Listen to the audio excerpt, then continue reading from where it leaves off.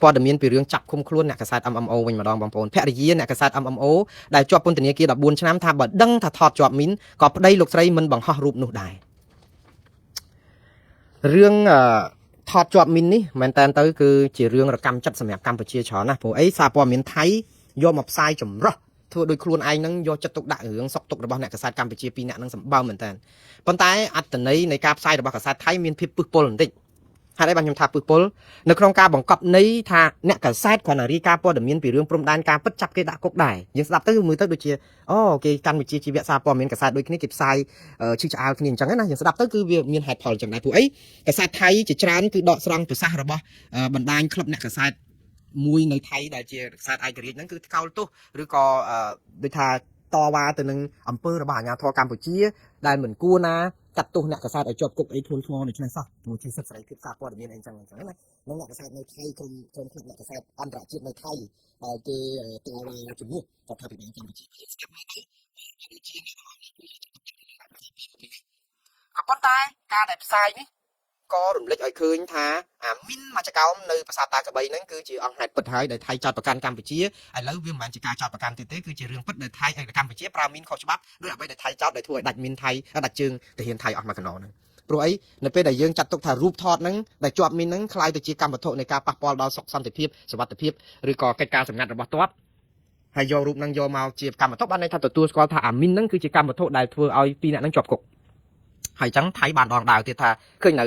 ឥឡូវចោតអ្នកកសែតនឹងជាប់គុកអង្គហេតុពិតគឺអង្គហេតុមីននឹងឯងអញ្ចឹងបានន័យថាមីននឹងពិតកម្ពុជាពិតជាបានដាក់មីនខុសច្បាប់ខុសអនុសញ្ញាអូតាវ៉ាអីចឹងទៀតរឿងហ្នឹងវាពាន់តំណោតអញ្ចឹងណាបងប្អូនប៉ុន្តែរដ្ឋាភិបាលអត់ទាន់បានបង្ហាញថាជាប់គុកហ្នឹងគឺដោយសារតែរឿងរូបថតមីនហ្នឹងទេអាជ្ញាធរកម្ពុជាគាត់និយាយពីរឿងផ្សាយប៉ះពាល់ដល់សន្តិសុខមាតុភូមិរឿងការសម្ងាត់របស់ទ័ពអីចឹងណាអាចផ្សាយពីលេនដ្ឋានអីនៅប្រាសាទតាកបីដែរព្រោះយើងថតមកឃើញលេនដ្ឋាននៅក្នុងប្រាសាទតាកបីឃើញបាវខ្សាច់ឃើញអីចឹងមែនហើយនេះជាគ្រោះថ្នាក់ដែរបើយើងថតទៅថៃគេយល់គេបាញ់ប្រាសាទតាកបីនឹងខ្ទេចហើយអត់ទៅតតាំងថៃបានគេថាយើងយកកន្លែងយោធាដើម្បីបាញ់ទៅថៃគ្រោះថ្នាក់ដល់ទាហានថៃគេកំទេចប្រាសាទយើងចុងក្រោយគេកំទេចប្រាសាទយើងតតាបានហើយកំសាទប្រាសាទហ្នឹងកំទេចមិនមែនក្រោយភឿនភារាហើយនឹងអ្នកកសែត MMO ម្នាក់ទៀតដែល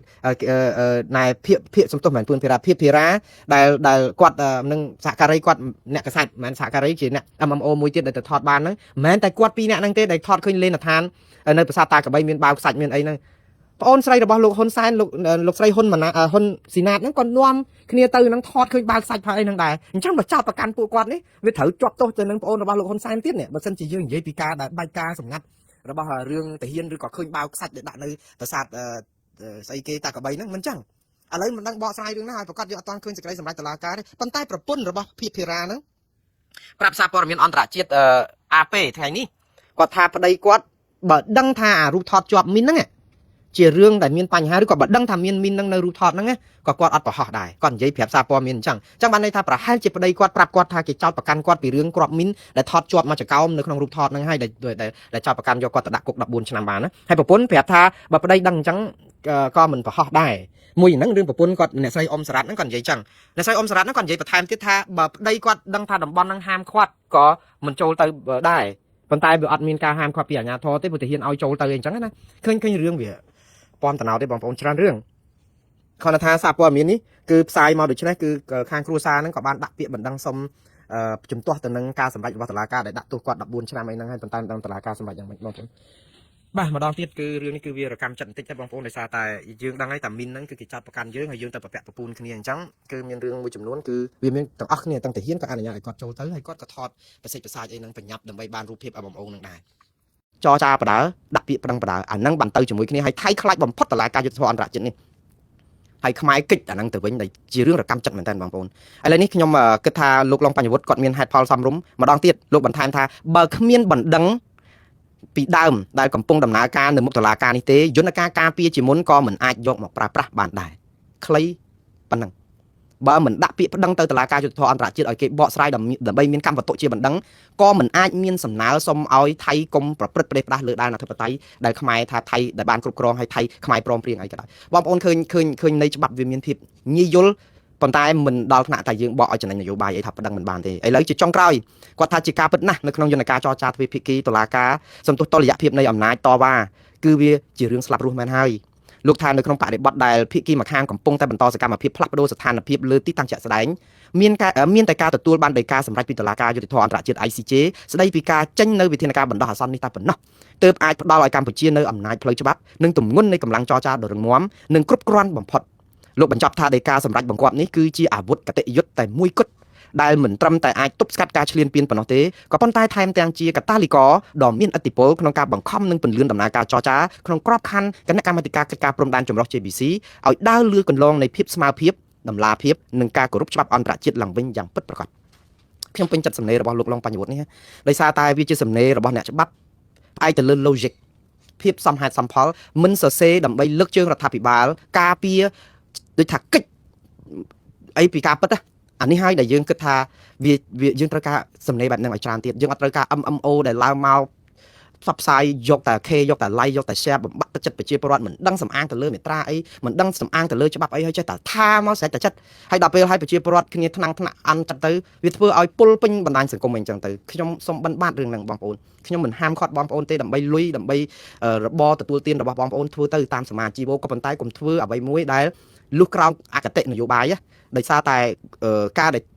ដូចថាធ្វើទៅឲ្យប្រជាពលរដ្ឋមានការភ័ន្តភាំងភ័ន្តច្រឡំហើយមិនមានសំអាងហេតុអីច្បាស់លាស់បែបនេះគឺវាធ្វើឲ្យការផ្សព្វផ្សាយហ្នឹងគឺវាពុលហើយខ្ញុំម្ដងទៀតខ្ញុំមិនអ្នកច្បាប់ទេអញ្ចឹងបានខ្ញុំពេញចិត្តការដកស្រង់ប្រសាសន៍របស់លោកឡុងបញ្ញវុฒิដែលជាអ្នកច្បាប់ហើយបើបងប្អូនចង់ជំទាស់ខ្លឹមសាររបស់ច្បាប់របស់គាត់កុំទៅចោទគាត់ថាភ្លីភ្លើល្ងងទូល្ងងអីនោ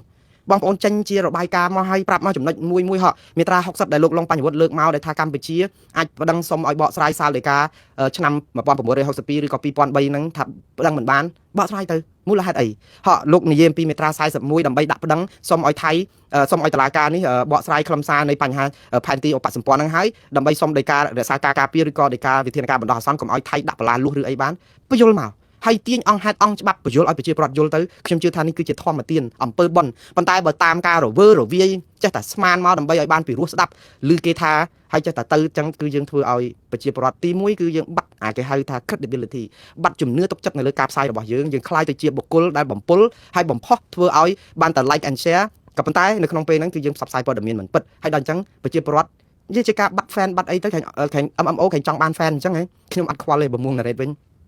ញដូចខ្ញុំប្រាប់ចឹងតែ2អ្នកនៅស្ដាប់ម្នាក់នៅស្ដាប់ក៏ខ្ញុំផ្សាយដែរព្រោះអីវាជាធម្មទាននេះធ្វើពីបេះដូងខ្ញុំអត់មានធ្វើដើម្បីលៀបសក្ការៈដើម្បីបុណ្យស័ក្តិដើម្បីនយោបាយដើម្បីតំណែងដើម្បីផ្សព្វផ្សាយផលិតផលនេះផលិតផលនោះដើម្បីឲ្យជួយជាវអានេះជួយអានោះដើម្បីខ្ញុំធ្វើអានេះដើម្បីបានលបនេះអត់ទេមួង narrate ធ្វើបេះដូង labor of love គឺអ្វីដែលធ្វើនេះជាធម្មទានហើយអត់មាន price tag ទៀតមួង narrate អត់មានតម្លៃដាក់ទិញបានលក់តម្លៃមកនេះអត់មានសោះតម្លៃរបស់មួង narrate គឺស្មើនឹង0សម្រាប់ការលក់ដូរអត់មានសោះគឺអ្នកណាក៏អាចទិញបានដែរអ្នកដែលទិញ narrate មួងបានគឺប្រជាពលរដ្ឋខ្មែរទាំង17លានអ្នកដែលរួមគ្នាស្រឡាញ់គ្នាសាមគ្គីគ្នាហើយជួយស្ដារប្រទេសនេះឲ្យមានសិទ្ធិមនុស្សប្រជាធិបតេយ្យនិងអ្វីល្អប្រសើរក៏មានអំពើងើបមួយវាយមួយក៏មានការដឹកនាំបែបពុករលួយប្រជាពលរដ្ឋបាក់ស្បាតអ្នកទាំងអស់នោះទិញទឹកចិត្តខ្ញុំបានហើយបានន័យថាឈ្នះចិត្តខ្ញុំឲ្យតែរួមគ្នាធ្វើឲ្យប្រទេសនេះរុងរឿងរីចម្រើនផ្នែកសិទ្ធិមនុស្សប្រជាធិបតេយ្យសពបែបយ៉ាងប្រជាពលរដ្ឋលែងភ័យបាក់ស្បាតអំពើពុករលួយការរំលោភសិទ្ធិមនុស្សឬក៏សេរីភាពសារព័ត៌មានសេរីភាពក្នុងការជួបប្រជុំតវ៉ាអីហ្នឹងគឺនាំគ្នាស្ដារឡើងវិញទាំងអស់បងប្អូនទាំងអស់នោះហើយដែលឈ្នះចិត្តខ្ញុំប៉ុន្តែបើបងប្អូនអាចជ័យធ្លាក់ទឹកហើយលើកជើងកប់ប្រពកនេះហ่าបងប្អូនយកលុយប្រហែលក៏ទិញខ្ញុំមិនបានដែរព្រោះខ្ញុំវាអត់មានតម្លៃអីសោះសម្រាប់បងប្អូនណាវាស្មើនឹង0វាអញ្ចឹងហើយតម្លៃ price tag ខ្ញុំគឺស្មើនឹង0នៅក្នុងនេះហ្នឹងសរុបសេចក្តីមកវិញខ្ញុំលើកទឹកចិត្តឲ្យទាំងអស់អ្នក MMO តាមបណ្ដាញសង្គមអ្នកមានប្រជាប្រិយអ្នកគ្មានប្រជាប្រិយគឺជជែកផ្លូវច្បាប់ហើយលើកសំអាងហេតុបើសិនជាខ្លួនមិនប្រកែអត់អីទេ MMO នឹងធ្វើបានសម្ភាសអ្នកច្បាប់ណាម្នាក់ទៅសម្ភាសអ្នកឯកទេសបណ្ឌិតណាម្នាក់ទៅហើយឲ្យគាត់ពន្យល់ទៅដូចអ្វីដែលលោកឡុងបញ្ញវុฒิធ្វើអញ្ចឹងហើយខ្ញុំនិយាយម្ដងទៀតថាលោកឡុងបញ្ញវុฒิភាសារបស់គាត់នេះគឺជាការជួយរដ្ឋាភិបាលទៅវិញទេបើរដ្ឋាភិបាលកម្ពុជាយកទៅស្ដាប់យកទៅថ្លឹងតែខ្ញុំមិនជឿថាអ្នកច្បាប់នៅស្រុកខ្មែរដែលមានបណ្ឌិតមានស្អីបញ្ញវន្តចាក់ស្រេះនៅក្នុងក្រសួងរដ្ឋក្រសួងយុតិធម៌អីហ្នឹងមិនបច្ចេកទេសច្បាប់ចាញ់លោកឡុងបញ្ញវុฒิប្រហែលទេប៉ុន្តែអស់លោកនៅស្ងៀមជាជាងស្រដីតាពីជ័យខ្ចីជាជាងតនេមាត់ប្រទេសបែបនេះគឺជាប្រទេសវិលទៅធ្វើដំណើរទៅរកទិសមួយនៃផ្លូវដែលមិនច្បាស់លាស់ហើយព្រោះបញ្ញវន្តសំងំសុកស្រុកកើតកលយុគនឹងការຕົករិះរងຕົកវេទនាគ្មានទីបញ្ចប់ទេយើងត្រូវហ៊ានថាហ៊ានអីខ្លះទៅបើគេចាប់ដាក់គុកដោយលោកបញ្ញវុฒิដោយសារតែការនិយាយអំពីមេត្រាច្បាប់អីអញ្ចឹងជាប់គុកនៅក្នុងន័យនេះក៏វាមានភាពដូចថាវីរៈភាពមោទនភាពដែរព្រោះគុកដាក់បានតែរាងកាយទេគុកអត់អាចដាក់ចិត្តគំនិតសេរីភាពនៃចិត្តគំនិតវានៅហោះហើរបានគឺយើងអាចដាក់គុកមនុស្សបែបនោះបានទេយើងដាក់បានតែរាងកាយក៏ប៉ុន្តែយើងមិនអាចដាក់គុកសេរីភាព នឹងបេះដូងនៅក្នុងការដែលស្រឡាញ់ជាតិហើយហ៊ាននិយាយការពិតនេះយើងដាក់បានទេដូចយើងឃើញការដាក់គុកលោកកម្មសខានៅក្នុងផ្ទះអីហ្នឹងជាការពិតដែរយើងដាក់គុកគាត់មិនឲ្យគាត់ធ្វើអីដោយសារកម្រិតច្បាប់នយោបាយអីកុំឲ្យគាត់ធ្វើប៉ុន្តែអាមនសិការជាតិរបស់គាត់ការតស៊ូមតិដើម្បីសិទ្ធិមនុស្សប្រជាពលរដ្ឋដែលបោះឆ្នោតគ្រប់គ្រងគណៈបកសង្គ្រោះជាតិ3លាននាក់តើគាត់ទៅយកអាហ្នឹងទៅបោះចោលយ៉ាងណាគាត់តស៊ូរាប់សិបឆ្នាំហើយដូច្នេះនៅពេលដែលមានសេរីភាពវិញឡើងវិញព្រោះរឿងលោកកម្មសខាគឺជារឿងនយោបាយសុទ្ធសាធមានរឿងព្រមត្តនអីទេនៅពេលដែលរឿងនយោបាយហ្នឹងគេដោះស្រាយហើយកុំយកច្បាប់ព្រមត្តនអីមកបកស្រាយរឿងលោកកម្មសខាបានហើយអស់លោកទាញច្បាប់ឲ្យយឺតដូចកស៊ូទេរឿងលោកកម្មសខាគឺរឿងនយោបាយសុទ្ធសាធ 100% ហើយវាជ្រុលក្បាលកពើអកសើដែររដ្ឋាភិបាលហ៊ានតែដោះលែងលោកកម្មសខាអញ្ចឹងបានន័យថាយើងត្រូវមិនឲ្យគណៈបកសង្គ្រោះជាតិមានជីវិតឡើងវិញរឿងយើងជាអ្នកចងដល់ពេលស្រាយយើងស្រាយអត់បានណាដល់ពេលហើយจะពាក់វគ្គវិនទាំងអស់ទៅតាមពិតម៉ោងនេះគួរដោះលែងលោកកម្មសខាបាត់ទៅហើយទម្លាក់ចោលបាត់ចោលទាំងអស់ទៅវាមានបាត់ចោលអីណាជាមួយនឹងបរទេសខុបខិតរំលាយរដ្ឋាភិបាលឯណាបើរដ្ឋាភិបាលអាមេរិកខុបខិតជាមួយលោកកម្មសខាផ្ដួលរំលំរដ្ឋាភិបាលចាស់ឥឡូវហេតុអីបានជាចូលរួមក្រុមប្រឹក្សាសន្តិភាពអីជាមួយលោកត្រាំលោកអីដែលជាគោលនយោបាយរបស់អាមេរិកដែរហើយចង់បើចោតអាមេរិកថាជាអ្នកចង់ផ្ដួលរំលំរដ្ឋាភិបាលយើងកំពុងតែសុំកលុំជាមួយរដ្ឋាភិបាលដែលកំពុងចង់ផ្ដួលរំលំរដ្ឋាភិបាលយើងដែលនាយករដ្ឋមន្ត្រីយើងមកសហការជាមួយរដ្ឋាភិបាលដែលរងការចោទប្រកាន់ផ្ដួលរំលំរដ្ឋាភិបាលអ្នកណាក៏បាត់ចិត្តឲ្យប្រកាសខ្ញុំនិយាយនេះអត់ចោទប្រកាន់ទេបងប្អូនខ្ញុំនិយាយអំពី logic ភាព logic ហ្នឹងគឺបានន័យថាយើងចោទប្រកាន់លោកកម្មសខាពីរឿងសហការជាមួយអាមេរិកមកផ្ដួលរំលំរដ្ឋាភិបាលទាំងគ្មានភ័ស្តុតាងស្អីដែលអាមេរិកខ្លួនឯងចេញយន្តការឯណាទៅផ្ដួលរំលំរដ្ឋាភិបាលថាប្រជាតាមរយៈលោកកម្មសខានឹងធ្វើនេះធ្វើនោះវាអត់ដែលមានអីសោះទៀតចេះតែថាចេះតែចោទប្រកាន់ដល់តែឥឡូវយើងទៅសហការជាមួយនឹងអាមេរិកពេញដៃយើងទៅចង់លើកលោកត្រាំជាបិតាសន្តិភាពជាប្រទេសមួយដែលនឹងរកសុខសន្តិភាពឲ្យខ្មែរនិងថៃអីទៀតតើយើងទៅជឿអាមេរិកមករកសុខសន្តិភាពឲ្យខ្មែរយ៉ាងម៉េចបើយើងចោទគេថាជាប្រទេសដែលចង់រំលាយរដ្ឋាភិបាលរដ្ឋាភិបាលមានតាន់ដូរតកង់ឯណាគាត់ណាដូរទៅពីលោកហ៊ុនសែនមកលោកហ៊ុនម៉ាណែតឲ្យអង្គុយកៅអីមុខឲ្យលោកហ៊ុនសែននៅកាច់ចកោតដដែលហ្នឹងដូច្នេះរចនាសម្ព័ន្ធដឹកនាំប្រទេសនៅតែក្រោមការដឹកនាំរបស់លោកហ៊ុនសែនតកូលហ៊ុនដដែលហ្នឹងអញ្ចឹងវាខុសគ្នាអីទៅចោទលោកកម្មសខាពីរឿងក្បត់ជាតិហើយចោទឥឡូវយើងទៅសហការជាមួយក្រុមក្បត់ជាតិដែលថានឹងផ្ដួលរំលំរដ្ឋាភិបាលយើងតើយ៉ាងម៉េចទៅវិញយើងអាចសហការជាមួយអ្នកក្បត់ជាតិអញ្ចឹងដែរយើងបើយើងបកស្រាយតាម logic គឺវាងាយបំផុតដែលរឿងនេះគឺជារឿងនយោបាយបកស្រាយច្បាប់ដើម្បីបន្លាត់ឲ្យយឺតទៅស្របទៅតាមអ្វីដែលយើងចង់បានដល់ចុងក្រោយវាពំតណោតអត់ដោះលែងលោកកម្មសខាអាហ្នឹងហើយដែលធ្វើឲ្យស្រុកយើងរងកម្មបដាសាហែលទឹកភ្នែករះមិនរួចយើងជាប់បដាសាច្រើនរឿងណាខ្ញុំជឿថាយើងកាន់សាសនាពុទ្ធជឿអំពើបន់បាបនេះហើយជាអំពើបាបបងប្អូនបើចង់ទៅរកណាឆ្ងាយរកហ្នឹងទៅវាជាអំពើបាបហើយអំពើបន់គឺអីដោះលែងទៅហើយសាសនាពុទ្ធនេះស្រួលណាស់